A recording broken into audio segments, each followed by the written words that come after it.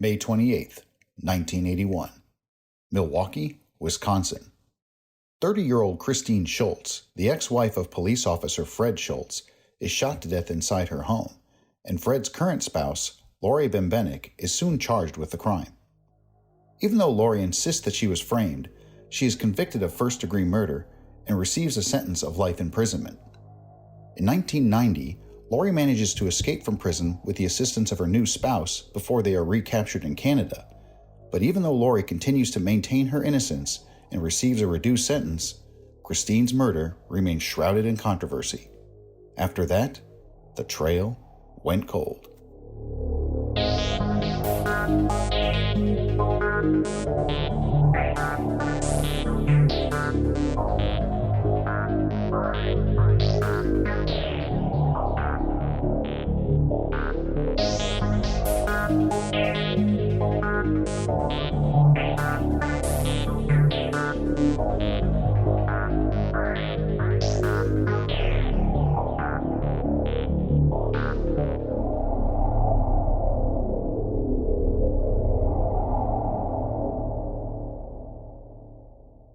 Hello everyone, and welcome to our latest episode of The Trail Went Cold. I am your host Robin Werder, and we're going to be covering a very controversial case, the 1981 murder of Christine Schultz. That voice you just heard narrating our intro was Brent Amelingmeier, the latest winner of our most recent Trail Went Cold listener voiceover contest, so thank you very much, Brent. This is a recurring monthly contest which we've been carrying on for nearly 8 years now, so if you'd like to enter and haven't already done so, I will be providing instructions near the end of this episode. Anyway, the murder of Christine Schultz was the case that Brent requested I cover when he originally entered this contest, but the whole story is so convoluted that I will need multiple episodes to properly do it justice, so this will be part 1 of another 2-part series. Unfortunately, this is one of those cases where the name of the victim is nowhere near as well known as the name of the person who was accused of killing her, Laurie Bambi Bembenek. Many of you are probably familiar with the 2022 death of Boston police officer John O'Keefe, which has become one of the most controversial criminal cases of recent memory. O'Keefe's former girlfriend, Karen Reed, has been accused of fatally hitting him with her SUV and charged with his murder, but she has an army of supporters who insist that she was the innocent victim of an elaborate frame-up job by the police, and at the time of this recording, Reed has already gone through one trial which ended in a hung jury, and this case has still not reached a conclusion. Well, I've seen Laurie Bambi Bembenek described as the Karen Reed of the 1980s, and that's a pretty apt comparison, as Laurie was charged and convicted of the murder of Christine Schultz, the ex-wife of Laurie's spouse, a Milwaukee police officer named Fred Schultz. However, Laurie always maintained that she was the victim of an elaborate conspiracy by the Milwaukee Police Department, who fabricated and planted evidence to frame her, and Fred Schultz may have been involved.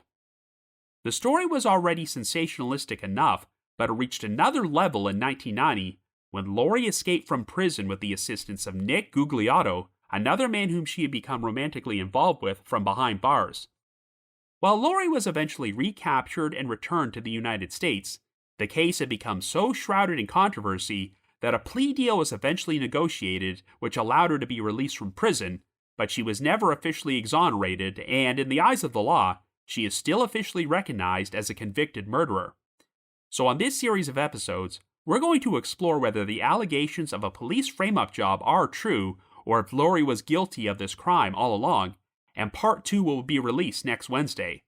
And as a frame of reference, one of the biggest sources for these episodes was a book published about this case titled Run Bambi Run by journalist Chris Radish, and a long-form podcast of the same name which was released in 2022. Anyway, before we get started, just a quick reminder that The Trail Went Cold is a weekly podcast, which is currently available for download on several platforms, including Apple Podcasts, Spotify, Amazon Music, YouTube Music, Podcast Addict, and more. So if you like this podcast, be sure to subscribe to it, and please leave us a rating or review on any of those sites to help spread the word. The Trail Went Cold is on Patreon, so if you would like to learn how to support the show, please visit our page at patreon.com/thetrailwentcold. For as little as $1 a month, you can garner access to exclusive rewards, including stickers and thank you cards, early access to episodes, and bonus content, as our Patreon page has over 80 exclusive bonus episodes in our archives which are not available on a regular feed. So with all that out of the way, let us now start delving into the murder of Christine Schultz.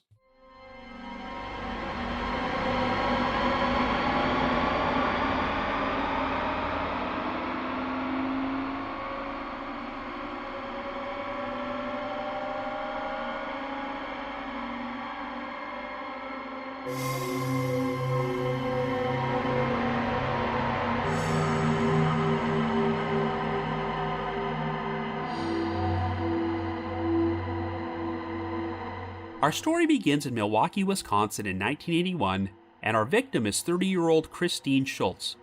For 11 years, Christine had been married to 33-year-old Alfred Schultz, who went by the name Fred, and was a veteran detective with the Milwaukee Police Department. The couple had 2 sons, 11-year-old Sean and 7-year-old Shannon, and after the divorce was finalized in November of 1980, Christine got custody of the boys, and they would continue living together in the family's house on West Ramsey Street. The 2 brothers shared a bedroom, but at around 2 a.m. on May the 28th, Sean was suddenly awakened when he felt someone tightening an object around his neck, which may have been a rope or a wire. Sean then opened his eyes to see a masked figure standing over him who had placed a gloved hand over his face.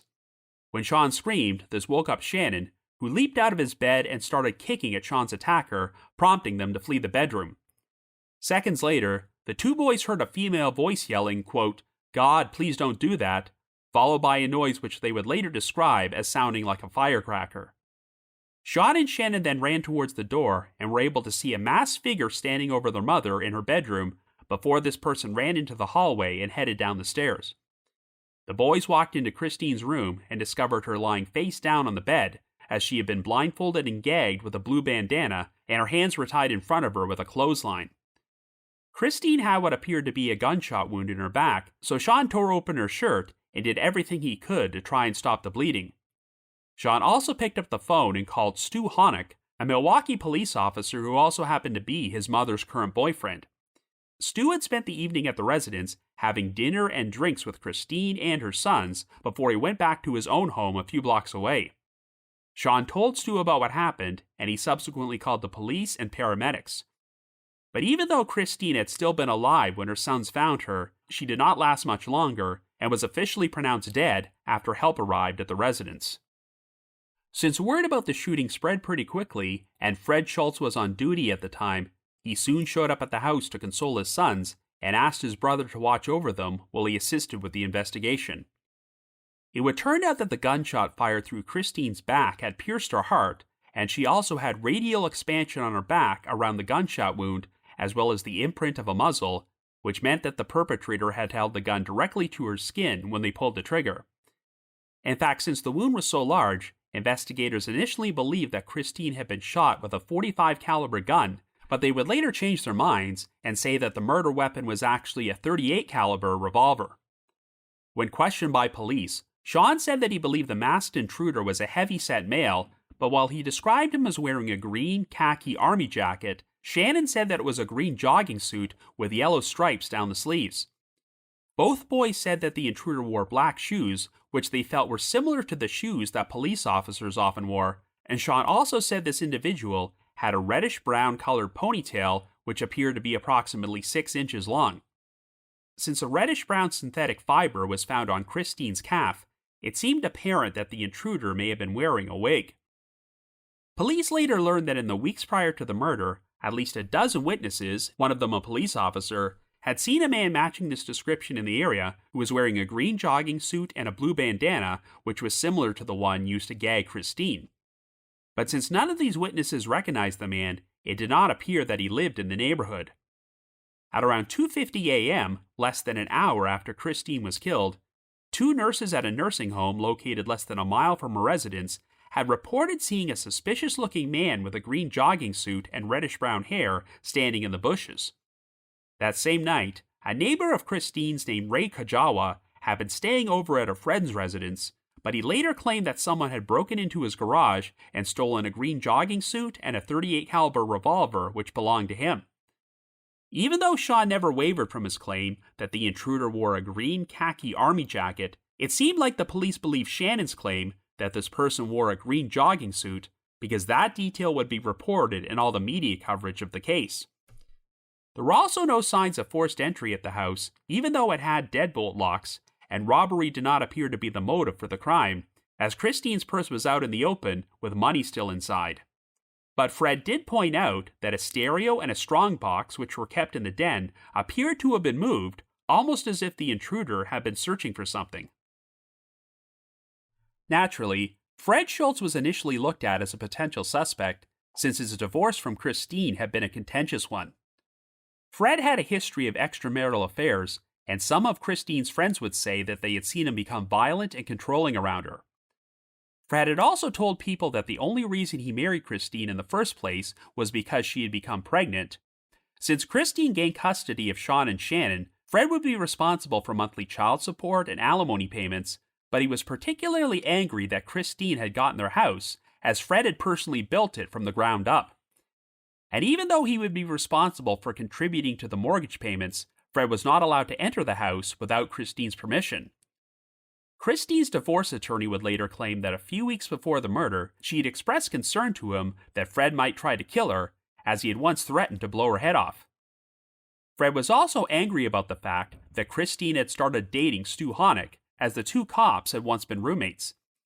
Sean would later claim that after police showed up to the murder scene, he overheard Stu chatting with some officers and saying, quote, "I bet Freddie did this." However, it appeared that Fred had a solid alibi during the time period of Christine's murder, as he had been on duty investigating a burglary, a story which was backed up by his partner, Michael Durfee. Suspicion soon turned towards Fred's current wife, 22-year-old Laurencia Bembenek, who went by the name Laurie. And given Laurie's hostile relationship with the Milwaukee Police Department at that time, their marriage seemed to be an unlikely one. Laurie was the youngest of 3 daughters to parents Joe and Virginia Bembenek, and while her father had once been an officer for the Milwaukee PD, he had decided to quit the force due to what he described as immense corruption, so he became a carpenter. Following her graduation from high school, Laurie received a scholarship to Bryant and Stratton College in Virginia Beach, Virginia, and earned a 2-year associate's degree in fashion merchandising. After she returned to Milwaukee, Laurie briefly worked as a model, and in 1978, she appeared as Miss March in a calendar that was distributed by the Joseph Schlitz Brewing Company.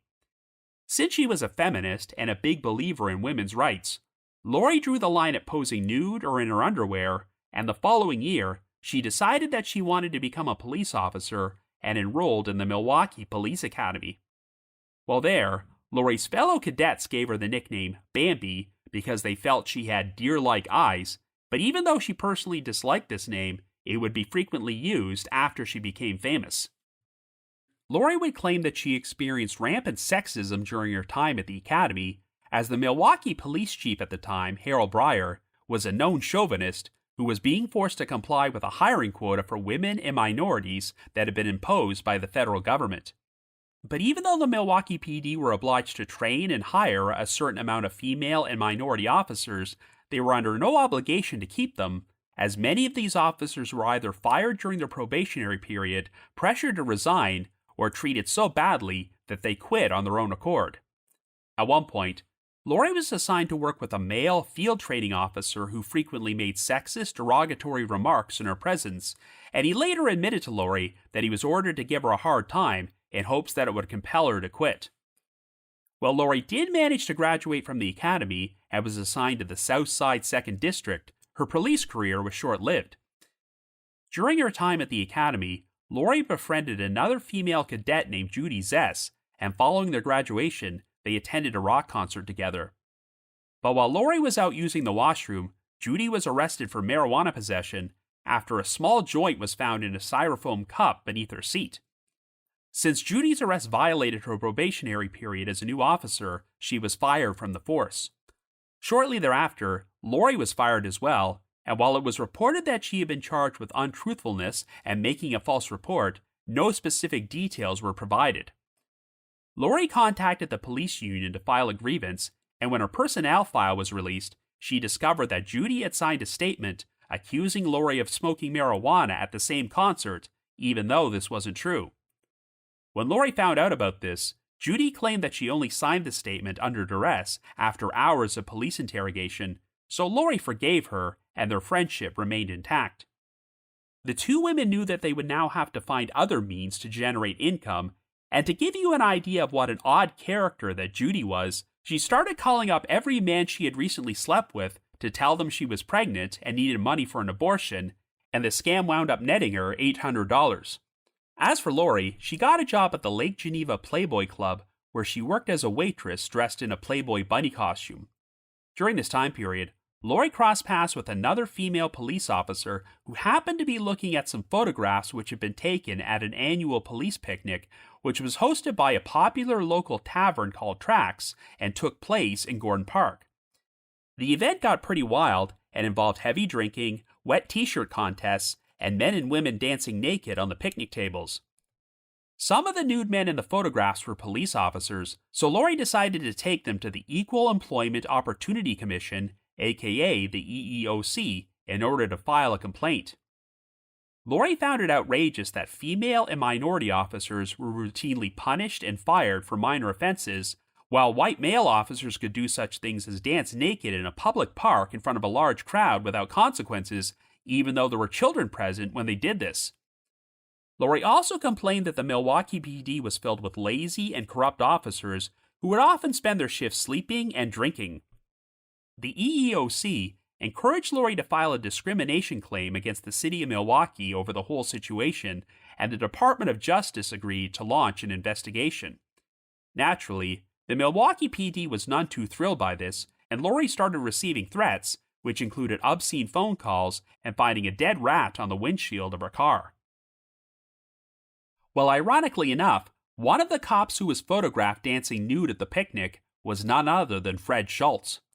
Laurie wound up meeting Fred while working at the Playboy Club around the same time his divorce to Christine was going through. In spite of her hostile relationship with the Milwaukee PD, Laurie found Fred to be quite charming, and they soon became romantically involved. In fact, on January the 30th, 1981, only a few months after they began the relationship, Fred convinced Laurie to accompany him on a trip to Waukegan, Illinois, where he found a judge who was willing to marry them.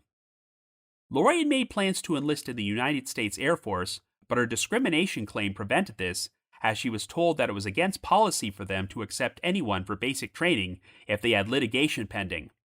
Instead, Laurie and Fred made arrangements to move into a new 3-bedroom apartment on 20th Street, which was located about 2 miles away from Christine's house. They would be roommates with Judy Zess, so they could all split the costs of the rent, but complications would ensue when Judy started dating a bodybuilder named Tom Gertner.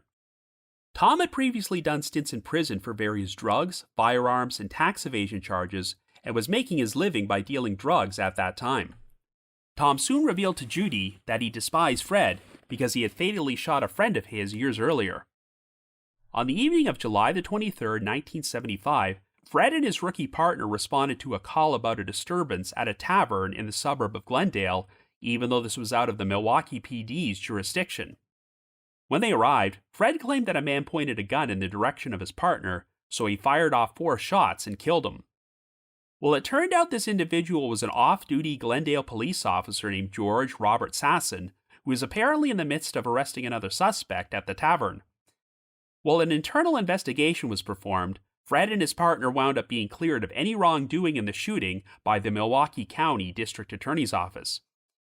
When Laurie learned about this story, Fred claimed that Sasson was a dirty cop who had been dealing drugs, but since Tom Gertner had been friends with Sasson, he did not want to be anywhere near Fred. Since this made their living situation uncomfortable, Judy eventually told Fred and Laurie that she wanted to move out of their apartment and live with Tom. Without Judy's financial contribution, Fred and Laurie would be unable to afford the monthly rent on their own, so they found a smaller apartment and made plans to move into it. At the time of Christine's murder, the couple were packing up to prepare for the move, and Laurie had recently gotten a new job working as a campus safety officer at Marquette University. On the evening of May the 27th, Laurie had been planning to go out with a female friend of hers while Fred was on duty working the overnight shift. At around 12:30 a.m. on May the 28th, Fred phoned Laurie at their apartment from the police station, and she told him that her plans with her friend had fallen through, so she was planning to go to sleep. At 2:42 a.m., Laurie said she was woken up when Fred phoned to inform her about Christine's murder. A few hours later, at around 5 a.m., Fred and his partner, Michael Durfee, traveled to the apartment, and Fred claimed that when they passed by Laurie's car in the parking lot, he asked Durfee to feel the hood, and he was able to confirm that the engine was cold and the car had not been recently driven. When the two cops entered the apartment, Laurie said that the first thing they did was grab an off-duty .38 caliber Smith & Wesson revolver that Fred owned and kept inside a dresser drawer in his bedroom. Durfee then checked the gun and confirmed that it had not been recently fired or cleaned, as it still had dust on it. The revolver was then placed inside a briefcase, and Fred told Laurie he would hand it over to his superiors at a meeting which was scheduled in the conference room of the police administration building later that morning. The following day, Laurie said she saw Fred frantically searching through the packed boxes of their apartment looking for a jewelry box containing a key to Christine's house. Even though Fred was not allowed to enter the residence without Christine's permission, he had secretly made a copy of Sean's house key during one of their visitations together. Laurie always maintained that this was the first time she learned about this extra key, though Fred would later tell investigators that he had told Laurie about the key before Christine's murder took place. Fred agreed to take a polygraph test, and while Laurie was asked to take one as well, she declined, as Fred's attorney advised her not to go through with it due to her own contentious history with the Milwaukee PD. While Fred did wind up passing his polygraph, he was forced to admit a few details which did not paint him in the most flattering light, such as the fact that he had punched Christine during their marriage. After their lease expired on their apartment, Fred and Laurie did not want to move into their new apartment they had picked out, since there was not enough space for Sean and Shannon, so Fred pushed forward the idea of moving into Christine's house. Given what had recently happened there, Laurie was very reluctant to do that, but she eventually agreed to the request after Fred threatened to leave her. On June the 24th, Laurie went to work what she thought would be a routine shift at Marquette University until detectives from the Milwaukee PD suddenly showed up to arrest her and charge her with first-degree murder. After she was taken into custody, Laurie was extensively interrogated by detectives who told her that they believed Fred was the one who had set up Christine's murder and they had both worked together to commit the crime.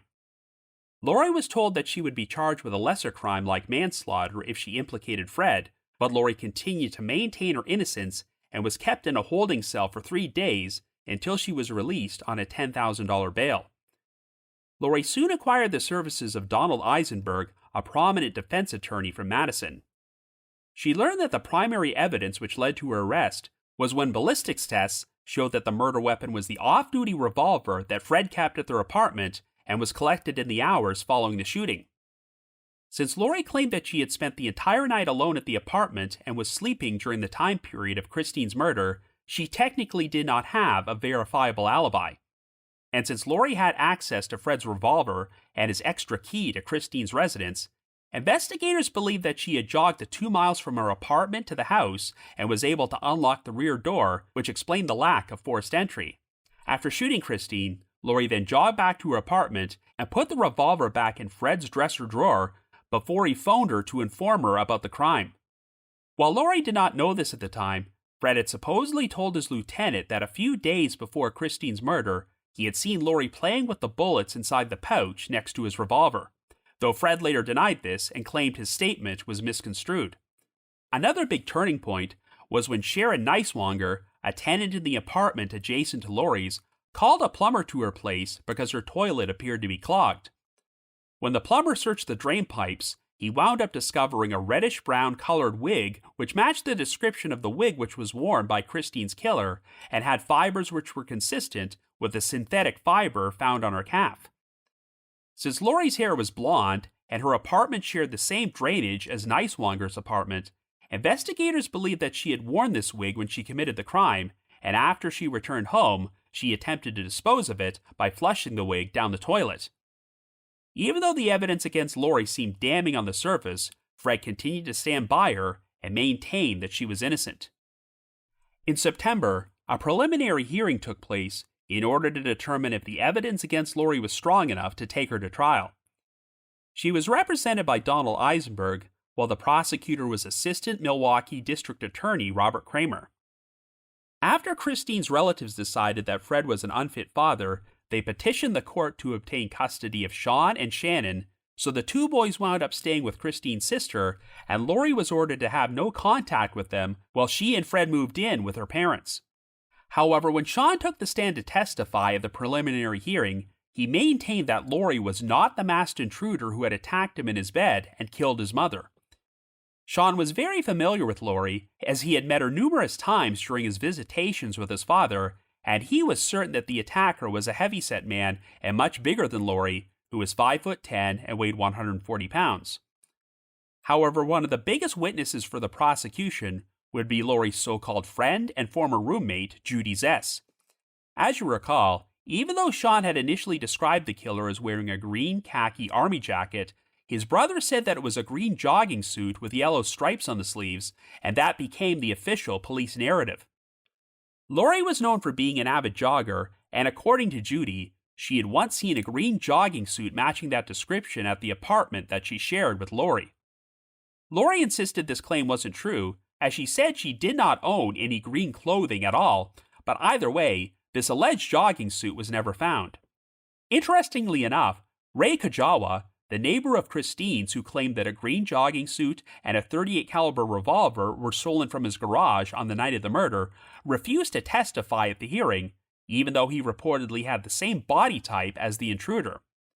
Judy also testified that Laurie owned a clothesline which looked similar to the one used to bind Christine, but once again, Laurie denied this, and the clothesline was never found. Another shocking revelation from Judy is when she claimed that she had been told by her spouse, Tom Gartner, that Laurie had once asked him about finding someone who would take out a contract to murder Christine. The problem was that Tom had since been arrested by federal agents and charged with possession and intent to distribute cocaine, so he was now in prison, though Judy had still decided to get married to him while he was behind bars. But Tom was never called upon to testify at the preliminary hearing to confirm if Judy's story about Laurie inquiring about taking out a contract on Christine was actually true. Nevertheless, Judy's mother, Frances S., provided her own corroborating testimony by alleging that she once heard Laurie make a remark at a dinner party about paying to have Christine, quote-unquote, blown away. The biggest source of controversy in the whole case was the alleged murder weapon, Fred's off-duty .38 caliber revolver. As a recap, Laurie had seen Fred and his partner, Michael Durfee, collected from the apartment in the hours following the crime, but Durfee initially confirmed that it had not been recently fired, and he also said there was dust on it, which suggested that it had not even been touched for months. While Fred claimed that he delivered the gun to his superiors at a meeting at the police administration building, there didn't seem to be any record of this meeting to confirm it actually happened, leading to questions about the chain of custody. The ballistics test which supposedly matched the revolver to the bullet found in Christine's body took place 3 weeks after the fact, but even though it had been a close contact wound to the skin, which likely would have caused blowback, no traces of blood or tissue were found on the revolver. But if Laurie had taken the revolver home and cleaned it, why was there still dust present when Durfee examined it? Interestingly enough, the duty revolver that Fred carried around during his shifts was a larger .38 caliber weapon, and after he turned it over to the police following the murder, the crime lab found small traces of type A blood on the barrel, which happened to be Fred and Christine's blood type. Fred believed that the blood may have gotten on there during an incident from one of his shifts where he had to break up a fight at a bar and wound up getting a cut on one of his arms. And after ballistics tests matched the off-duty revolver from the apartment to the fatal bullet taken from Christine's body, Fred's duty revolver was ruled out as being the murder weapon.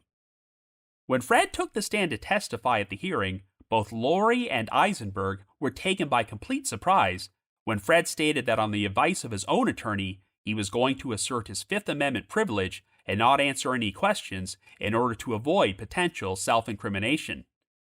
Fred only agreed to testify if the state granted him immunity and offered assurances that he would not be prosecuted for anything he said on the witness stand, even if he implicated himself in Christine's murder. During his testimony, Fred continued to express his belief that Laurie was not responsible for the crime, but surprisingly, he also talked about how much he had loved Christine and broke down crying, even though Laurie said she had never seen Fred show this much emotion about his ex-wife, as he usually just complained about her. Before the hearing reached its conclusion, the Milwaukee County District Attorney's Office made Laurie an offer to knock down the charges against her if she implicated Fred in Christine's murder, but she continued to maintain that she had no involvement at all.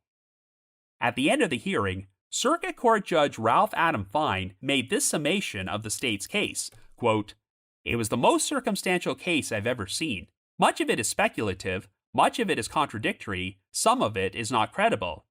Yet there is, for the purpose of this preliminary examination, a link of probable cause between the defendant and the death of Christine Schultz. That link is, of course, Exhibit Number 2, Fred Schultz's off-duty gun." End quote. Since Laurie was the only person who had access to this gun during the time period of the murder, Judge Fine felt the evidence was strong enough for the case to go to trial. A few months later, Laurie would learn that her marriage to Fred was technically not legal, since at the time, Wisconsin law required a person to wait at least 6 months to remarry following a divorce. Fred's divorce with Christine was finalized in November of 1980, and he married Laurie in January of 1981, so his decision to travel to Waukegan, Illinois for a shotgun wedding may have been an attempt to subvert the law. Eisenberg felt it would help appearances at Laurie's trial if her marriage to Fred was legal, so he arranged for them to have a private wedding ceremony in his office in order to make the whole thing official. Around the same time period, Eisenberg received a letter from a man named Frederick Hornberger. Hornberger claimed that in June of that year, he had gone to visit Judy Zess at her apartment in order to purchase a car that Tom Gertner had been trying to sell. By this point, Tom had already been arrested on federal drug charges, and Judy told Hornberger that she was working on a deal with the Milwaukee PD to help Tom out in exchange for some quote-unquote favors. One of Judy's alleged favors included having sex with a detective named Frank Cole, who also happened to be one of the detectives who arrested Laurie and interrogated her after she was taken into custody. Hornberger claimed that after spending the night with Judy at her apartment, he actually crossed paths with Detective Cole the following morning while he was leaving. Eisenberg felt that Hornberger's story would help destroy Judy's credibility and downplay the incriminating statement she had made about Laurie at the preliminary hearing, so he planned to call Hornberger as a witness at the upcoming trial. However, it turned out that on July the 2nd, a few weeks after his initial visit to Judy's apartment, Hornberger had returned there alongside an accomplice named Daniel L. Gilbert, and they accosted Judy as she was climbing out of her car. Judy said that one of her assailants wore a reddish-brown wig and was holding a .38 caliber revolver, and they forced Judy to let them inside the apartment and proceeded to beat, gag, and handcuff her. The two men then ransacked the place and wound up stealing some money and stereo equipment before they left. By January of 1982, Hornberger and Gilbert had been charged and convicted of armed robbery for the attack and received 10-year prison sentences, so needless to say, Eisenberg no longer believed that Hornberger would be a credible witness at the trial. Well, 10 days before the start of the trial, Laurie had a private meeting with Eisenberg, who told her that his investigator had spoken to a convict who claimed that Fred had hired a hitman out of Chicago to kill Christine, and there were 2 intruders in the house that night. The convict said the hitman had no intention of harming the children, but made the calculated decision to wake up Sean and Shannon so they would get a good look at him and be able to tell the police that their father did not commit the murder. Since this convict also had credibility issues and his story could not be corroborated, Eisenberg told Laurie that it would be her call if she wanted to use his statement at the trial, but Laurie ultimately decided against it, as she still did not believe that Fred was involved in the crime. The trial finally began in February of 1982, and by this point, the sensationalistic nature of the story had garnered the case considerable publicity and turned it into a media circus, so this would be the first televised murder trial in the history of Wisconsin. Even though Laurie disliked the nickname, the press frequently referred to her as Bambi Bembenek, and she was also known as the Playboy Bunny Killer. The scenario presented by prosecutor Robert Kramer is that since Fred's alimony, child support, and mortgage payments were causing severe financial problems, Laurie wanted to get Christine out of Fred's house so they could move in together. Laurie had visited the house numerous times when she accompanied Fred there to pick up and drop off his kids, so she would have been familiar with the layout. According to the state, Laurie was not actually planning to kill Christine, but rather perform a home invasion robbery that frightened Christine so much that she would be compelled to move out. But when Laurie attacked Christine in her bedroom, she wound up recognizing Laurie and fought back, so Laurie's gun accidentally discharged and fatally shot Christine in the back. Of course, Laurie totally denied this theory, claiming that it was Fred's idea to move back into the house following the murder, as she wanted nothing to do with the place.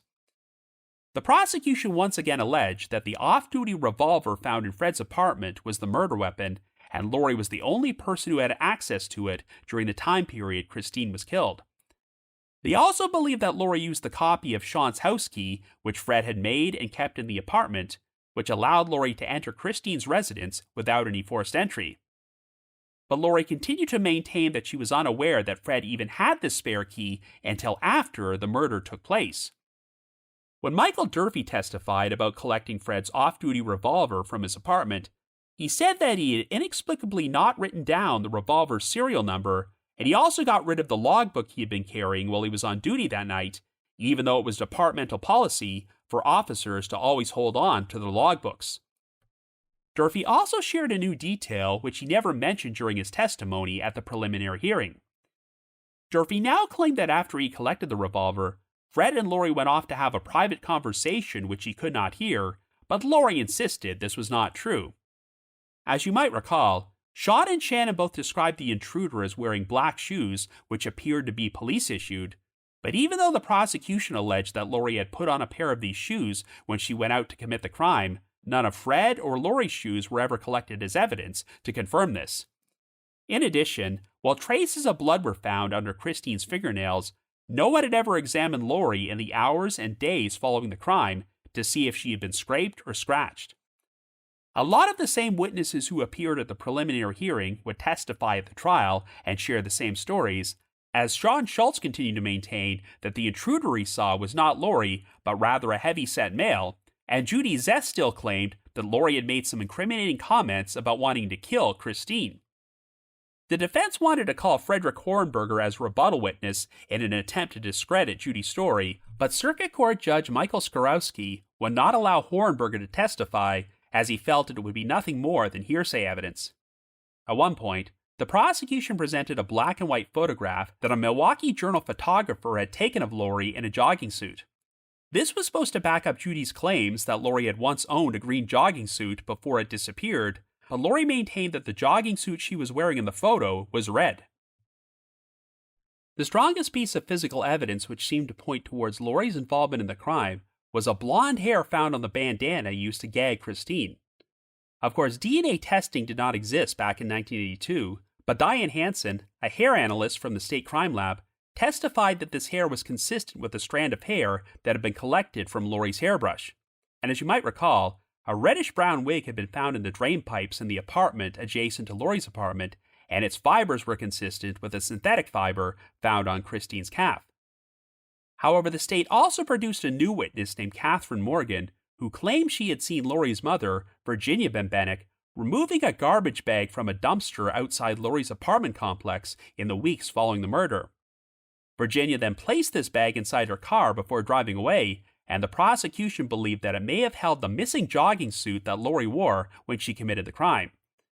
Well, Virginia denied this allegation, as she maintained that she had been babysitting Sean and Shannon on that particular date, and her husband Joe was using their car at his job.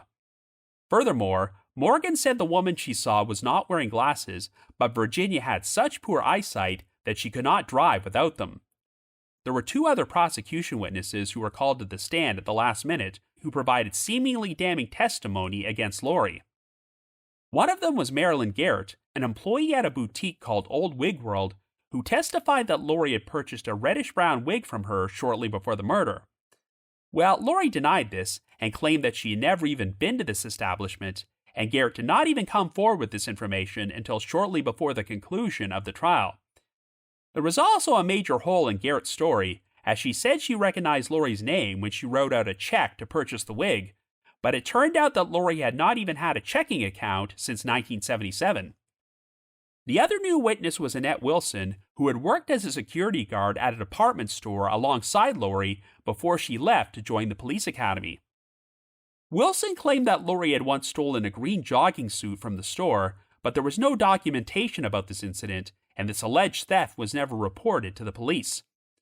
When Donald Eisenberg cross-examined Wilson, he accused her of making up the story and asked, quote, "Isn't it a fact, Miss Wilson, that you don't like Laurie because she's prettier than you?" End quote. This question actually drew boos from the audience in the courtroom, who felt that Eisenberg was being unnecessarily harsh. For her part, Laurie was willing to take the stand to testify in her own defense, but even though she underwent 5 hours of questioning, she continued to maintain her innocence. In total, the trial lasted for 2.5 weeks before it went to the jury, and much like Judge Fine, who oversaw the preliminary hearing, Judge Skorowski referred to the case against Laurie as the most circumstantial case he had ever seen. But in the end, the jury believed the state's version of events, as on March the 9th, after 4 days of deliberation, they found her guilty of first-degree murder. Judge Skorowski then sentenced Laurie to life imprisonment at the Techita Correctional Institution in Fond du Lac. Well, Donald Eisenberg began the process of appealing Laurie's conviction, and she received a flurry of letters and donations in prison from supporters who were convinced she was innocent.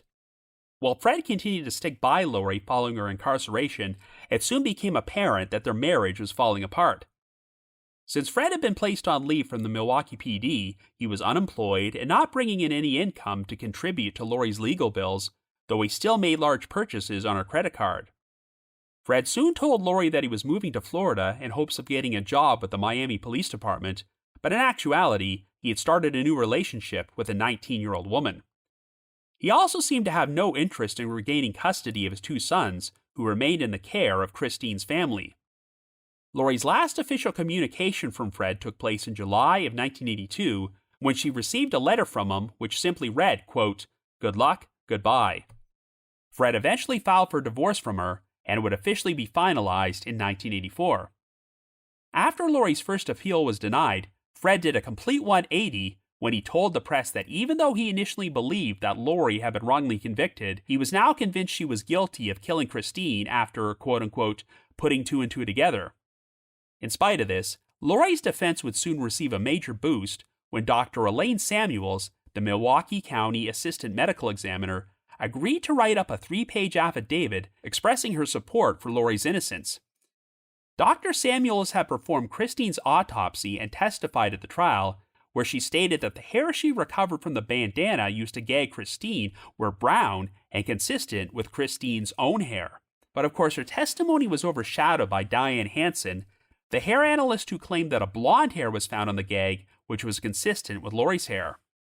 Well, in her affidavit, Dr. Samuels maintained that she never found any blonde hairs during the autopsy and had placed the brown hairs from the gag in a sealed envelope before it was sent off to the police. Samuels had no explanation for why a blonde hair wound up being presented at the trial and couldn't figure out where it came from, which suggested that some evidence tampering may have taken place. Dr. Samuels was also critical of how the Milwaukee PD handled the crime scene, as they did not summon the medical examiner's office to Christine's house until 2 hours after the murder took place. When the medical examiner arrived, he was surprised to discover that Christine's body had already been wrapped in plastic and her hands were partially untied, which was not proper procedure and could have destroyed potential evidence. 2 young officers who were on the scene would later say that Fred had ordered them to remove Christine's body as quickly as possible because he didn't want it in the same house as his kids. At the conclusion of her affidavit, Dr. Samuels wrote, quote, "I'm not sure who did it, but I do believe somebody else did it. I have believed so all along." End quote. If that wasn't enough, Judy Zess gave a deposition to Donald Eisenberg in which she recanted her original trial testimony and admitted that she had been coerced by the Milwaukee PD into making incriminating statements about Laurie. She now confirmed that she had never seen Laurie wear a green jogging suit or say anything about wanting to have Christine killed, and Judy only agreed to make up these stories in exchange for her boyfriend, Tom Gertner, getting a reduced prison sentence on his drug charges. A Milwaukee police officer also informed Eisenberg's investigator that he had seen Fred Schultz and Michael Durfee drinking inside a local bar between 2 and 2:30 a.m. on the morning of the murder, even though Fred's alibi was that they had been investigating a burglary during this time period. Well, unfortunately for Laurie, even though all this new information was going to be presented as evidence during her next appeal, she soon learned that Eisenberg had his license to practice law suspended over a conflict of interest violation, and he eventually wound up being disbarred. Another attorney agreed to represent Laurie, and after a lengthy delay, he managed to file the appeal on her behalf, but it wound up being rejected, and her motion for a new trial was denied. Laurie began to realize that Eisenberg's representation may have been a major conflict of interest for her, since Fred worked closely with Eisenberg on Laurie's defense and was always present during their meetings together, and he also helped pay Eisenberg's legal fees. The issue is that Fred was a potential alternate suspect, and Eisenberg seemed reluctant to introduce evidence which could have implicated Fred in Christine's murder, such as the traces of blood which were found on the barrel of his duty revolver. Eisenberg had also made a number of questionable decisions, such as providing information about the case to a reporter from the National Enquirer without Laurie's consent or knowledge, and this reporter wound up publishing an article that referred to her as a quote-unquote cold-blooded killer. Laurie and her defense team were eventually contacted by a man named Jacob Whistler, who had read about her case in the newspapers and developed an interest in it. Whistler said he was independently wealthy and contributed money to Laurie's defense fund, as he said he would make it his life's mission to get her out of prison. However, it soon became apparent that Whistler had developed an unhealthy obsession with Laurie, as he frequently visited her in prison and wrote her love letters. He then went so far as to offer $20,000 to a convicted murderer named Joseph Hecht if he would confess to having been Christine Schultz's real killer, but this whole strategy backfired when Hecht was called upon to testify at a hearing, and he decided to assert his Fifth Amendment privilege rather than answer any questions.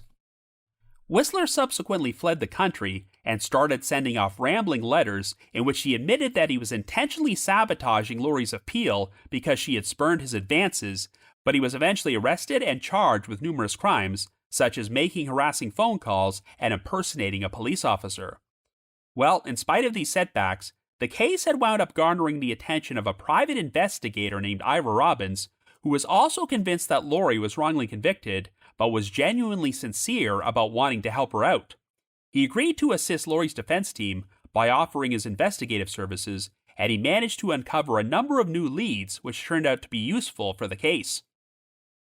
When Robbins examined the original police reports, he learned about potential evidence which was never mentioned at Laurie's trial, such as bloodstains which were found on both sides of the upstairs hallway at the head of the stairs and did not match Christine.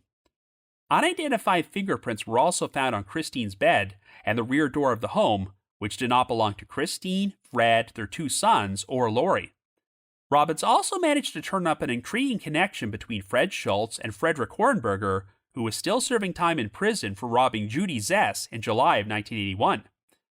One of Fred's favorite bars was an establishment called George's Pub and Grub, and the owner, George Marks, told Robbins that he had once introduced Schultz and Hornberger to each other, and the two men had frequently worked together on remodeling and carpentry jobs. Robbins also learned that in December of 1982, Laurie's parents had received a phone call from Stu Honeck, the cop who had been Christine's boyfriend at the time of her death. Stu told them that he had heard that $300,000 worth of drugs disappeared from Christine's home on the night of the murder, and that Fred probably stole them. Stu also seemed to have a particular interest in asking about what happened to the plants in Christine's house, as he apparently believed that the drugs had been hidden in there. Even though Laurie had shared this information with Donald Eisenberg, he never pursued this lead during her appeals process. Regardless, Robbins was intrigued by the numerous similarities between Christine's murder and the robbery of Judy Zess, as they took place only 5 weeks apart, and in both cases, the perpetrator wore a reddish-brown wig and used a .38 caliber revolver and bound and gagged the victim. There also may have been a potential drug angle in both cases, as it was theorized that Hornberger ransacked Judy's apartment because he believed that her boyfriend, Tom Gertner, kept a secret stash of drugs hidden there. You might recall that Hornberger's accomplice during this robbery was named Daniel L. Gilbert, and coincidentally, records showed that in the hours following Christine's murder, police had questioned a man named Danny L. Gilbert, who was parked on the freeway overpass located directly above the Schultz residence. However, Robbins was never able to establish if Daniel L. Gilbert and Danny L. Gilbert were the same person. Meanwhile, while all this new evidence was being uncovered, Laurie tried to better herself during her incarceration, as she was able to take classes and earn a bachelor's degree in humanities from the University of Wisconsin-Parkside, and she also helped found a prisoner's newspaper. In addition, she developed an interest in a 34-year-old factory worker named Dominic Gugliotto, who went by the name Nick.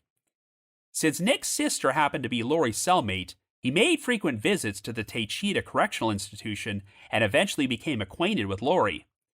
Nick was a recent divorcee who had lost custody of his 3 children, but he developed an immediate attraction to Laurie and they started writing letters back and forth. Even though conjugal visits were not permitted at the prison, Laurie and Nick pretty much fell head over heels in love with each other, and in 1990, he decided to propose to her and she said yes. They were granted permission to get married in the prison chapel on August the 5th, but on June the 20th, Laurie received a major blow when she learned that her most recent motion for a new trial had been rejected by the Wisconsin Court of Appeals. Laurie would not be eligible for parole until 1993, and since she still refused to admit guilt, she felt that her chances of being paroled were remote. Well, at around 9:25 p.m. on the evening of July the 25th, the guards were performing a routine check of all the cells and noticed that Laurie was missing. An extensive search was performed of the prison for her, and the guards eventually discovered that a window in the basement laundry room of Laurie's housing unit had been pushed open, and a section of a nearby barbed wire fence had been pulled down with a belt. It now seemed apparent that Laurie had managed to orchestrate a successful escape. Well, the following day, Nick Gugliotto was also discovered to be missing, and it seemed likely that he had played a role in helping Laurie break out of prison before they took off together. 3 days after the escape took place, Nick's abandoned truck was discovered in the parking lot of a department store just outside Milwaukee, but the couple were nowhere to be found. They would soon become the 2 most famous wanted fugitives in the United States, and the story of their escape became a media sensation, bringing Laurie's case back into the spotlight. Since a number of people still believed that she had been wrongly convicted, Laurie Bambi Bembenek became something of a folk hero, and her supporters started selling t-shirts and bumper stickers featuring the slogan, "Run Bambi, run." But I'm sorry folks, I'm afraid I'm now going to have to leave you on another cliffhanger, but next Wednesday, I will be presenting my conclusion to our series about the murder of Christine Schultz and the controversial conviction and prison escape of Laurie Bembenek. Once I'm done sharing all the facts of the case, I will present my theories and analysis about what happened. Anyway, another special thanks to listener Brent Amelingmeier for narrating the opening of this episode. We've been carrying on this monthly listener voiceover contest for nearly 8 years now, and if you've already entered, you are automatically eligible for our next random drawing, so you don't have to do anything. But if you'd like to enter and haven't done so yet, all you have to do is send me an email under the subject line Trail Went Cold Contest, naming the one unsolved cold case you would most like to see featured on this podcast. So once again, send me an email under the subject line Trail Went Cold Contest to robin.warder@icloud.com. That's robin.warder@icloud.com. Another reminder that The Trail Went Cold is on Patreon, so please visit patreon.com/thetrailwentcold to learn how you can support our podcast and become eligible for some pretty neat rewards. Over the past 7 years, our Patreon page has released over 80 exclusive bonus episodes, which are all currently available in our archives for our patrons in tiers 2 and 3. This past month, I released a bonus episode about a triple homicide known as the Leathers Oil Company murders, which took place back in 1994, but even though 2 of the individuals involved in the crime were caught and convicted, the alleged mastermind, Tyrone Thies, has never been found and has remained a wanted fugitive for the past 3 decades. I've also dropped an exclusive bonus episode from my spin-off podcast, The Path Went Chilly, in which myself and one of my co-hosts, Jules, discuss the 1930 disappearance of an abducted 2-year-old infant named Mary Agnes Maroney. And for our patrons in Tier 3, I've recorded another new audio commentary track which can be played over a classic episode of Unsolved Mysteries, and we now have over 70 of these commentary tracks in our archives. Also, since AdvocacyCon has just taken place and is now in the books, I wanted to make mention of the next podcasting event which I will be attending this year, and that's the True Crime Podcast Festival, which is taking place in Boston, Massachusetts at the Doubletree by Hilton Hotel, Boston North Shore, from July the 18th to the 20th. The Trail Went Cold will be appearing on Podcast Row there, and if you would like to purchase tickets, we have a specialized promo code you can use to get 20% off. So please visit truecrimepodcastfestival.com and use the promo code Robin20 to get 20% off tickets. Once again, visit True Crime Podcast Festival and the promo code is Robin20 for 20% off tickets. I just wanted to give another shout out to my supporters at the Unsolved Mysteries message board at the Sitcoms Online forum and the Unresolved Mysteries subreddit. I need to provide a big thanks to Miguel Foote, who edits and assembles this podcast together for me, and Vince Nitro, who composes the eerie music you hear on every episode. If you haven't already, you can like us on Facebook, follow us on Twitter and Instagram, or leave us a rating or review on Apple Podcasts, Spotify, Amazon Music, YouTube Music, Podcast Addict, or whatever your favorite podcasting platform is. So have yourselves a great week and join us next Wednesday for part 2 of our series about the murder of Christine Schultz on The Trail Went Cold.